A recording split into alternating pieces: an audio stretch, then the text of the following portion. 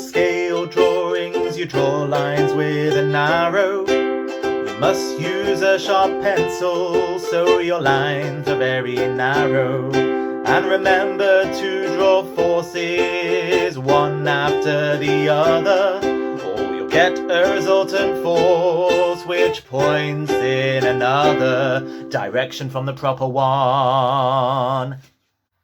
Hello.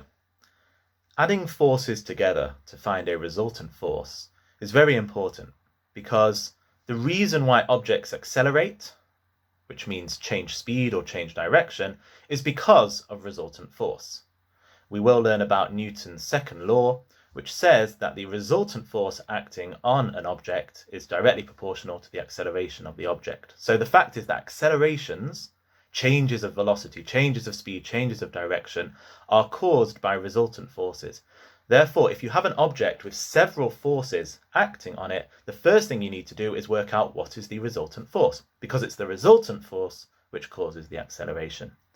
Now, to do that, we represent forces by lines with arrows on them, and we draw a scale drawing where our lines are in the correct direction and are the correct length to represent the force.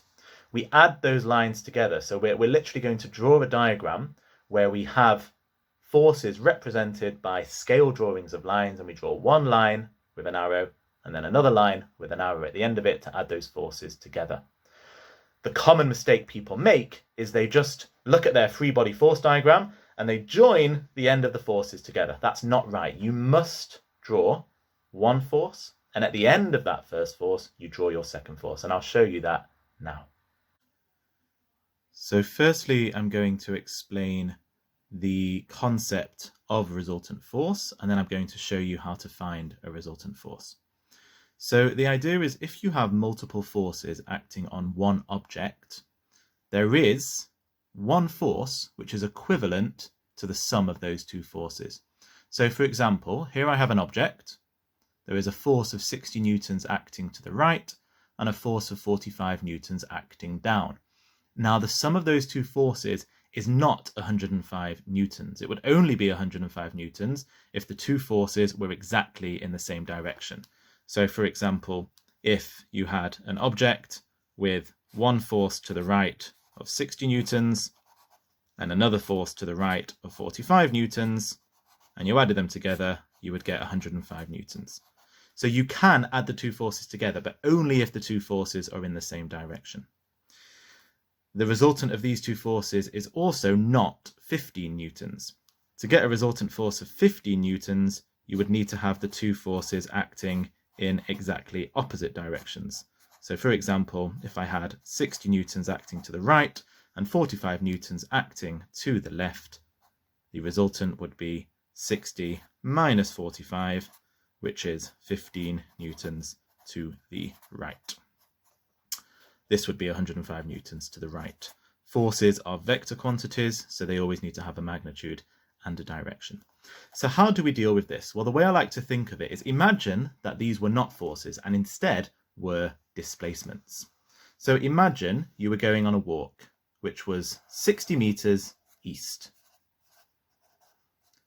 And then once you had traveled 60 meters east, you decided to go 45 meters south.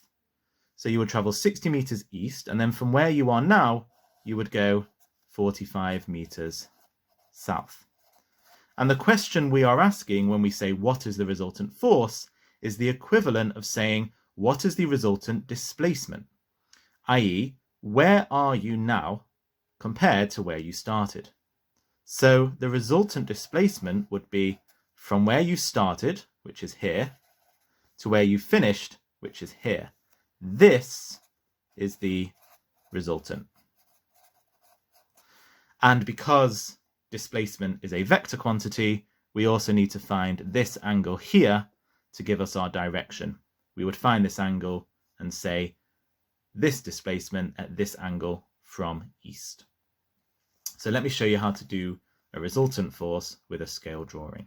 So the common mistake people make is they see the two forces and they just draw a line joining the two arrows. Now that's not correct, because if you do that, let me show you what happens. If you just join those two lines together, you are going to get a resultant force which is in the wrong direction. If you think about it, if you've got a force to the right and a force down, the resultant force must be a combination of right and down. You must get a resultant force which is something like this. Something in that kind of direction. That would be correct. Having something in that direction, which is up and right, or down and left, that must be wrong. So the way that we achieve this is we do not just draw these arrows the way they are to scale. We have to draw them one after the other. We draw one arrow and then the other. So let me show you how to do that. So just to remind you of our situation, we have an object. There is a 60 Newton force to the right and a 45 Newton force down. So the first thing we need to do is choose a scale. We want to choose a scale where we can draw a nice big diagram that fits on our page. So I'm going to choose a scale of 1 centimetre equals 5 newtons. If 1 centimetre is 5 newtons, my 60 Newton force will have to be a 12 centimetre line. So I'm going to draw that first. I'm going to draw a horizontal 12 centimetre line. That will represent my 60 Newton force. So this is a horizontal 12 centimetre line. I'll draw an arrow on it because it's a vector quantity. So that is a 12 centimetre line, which is representing 60 newtons to the right. Now for my 45 Newton force, I'm going to be drawing a 9 centimetre line, because if 1 centimetre is 5 newtons, 9 centimetres will be 45 newtons. I do not draw that arrow here. I draw the arrow at the end of the first arrow. So that's my first arrow. At the end of that first arrow, I'm going to draw my 9 centimetre line downwards. So here is my 9 centimetre line downwards. Normally on an exam, you would get some graph paper on your exam to do this. I now have both of my forces drawn, so finding the resultant is now straightforward. I draw a line from the beginning of the first arrow to the end of the second. So a line from the beginning of the first arrow to the end of the second. You would want to do this with a sharp pencil and ruler so that you remove any uncertainty, or at least you limit your uncertainty as much as possible. I'll draw an arrow on it because it is a force, which is a vector quantity. And what I now need to do is measure the length of this line, which is 14.9 centimetres. And I need to measure the size of this angle using a protractor. And that is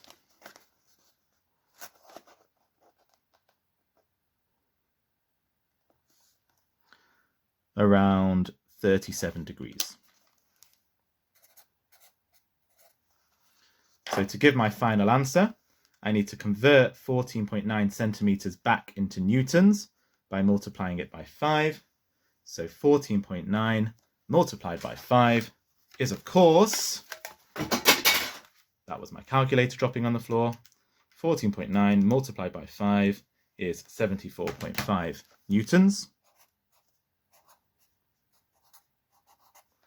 And we have to give a direction because force is a vector quantity. So we say at an angle of 37 degrees to the horizontal.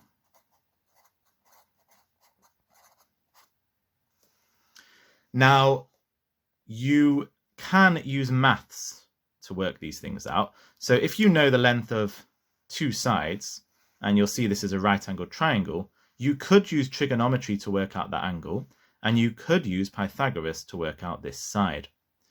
Now, that would be a very good thing to do to check that your answer is correct, but for the purpose of the AQA GCSE physics exam, you do need to be able to draw a scale drawing. So I would recommend do the scale drawing as best as you possibly can with a sharp pencil and ruler. And then if you know how to do Pythagoras and trigonometry, quickly check your answer to make sure it's about right.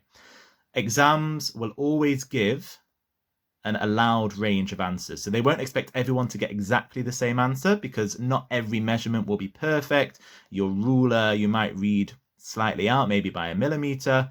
You might not draw a perfectly vertical line. You might draw a line which is slightly too long or slightly too short. So there will always be a certain range of answers accepted by the exam board. So just to summarize, to find a resultant force, we had here an object with a 60 Newton force to the right and a 45 Newton force down. The first thing we did was chose a scale. I chose a scale of 1 centimeter being equal to 5 newtons. We then draw one force to scale, and we draw our second force at the end of that first force to scale. We then draw a line from the beginning of the first force arrow to the end of the second force arrow. We measure the length of that line, use the scale to work it out in newtons, and we measure this angle over here to find out the resultant direction. For resultant for scale drawings, you draw lines with an arrow. You must use a sharp pencil so your lines are very narrow. And remember to draw forces one after the other, or you'll get a resultant force which points in another direction from the proper one. If you have any questions or comments, please comment below. Please like the video if you liked it. And also subscribe, because then you'll see any other videos that I post about A-level physics and about GCSE physics. Thank you.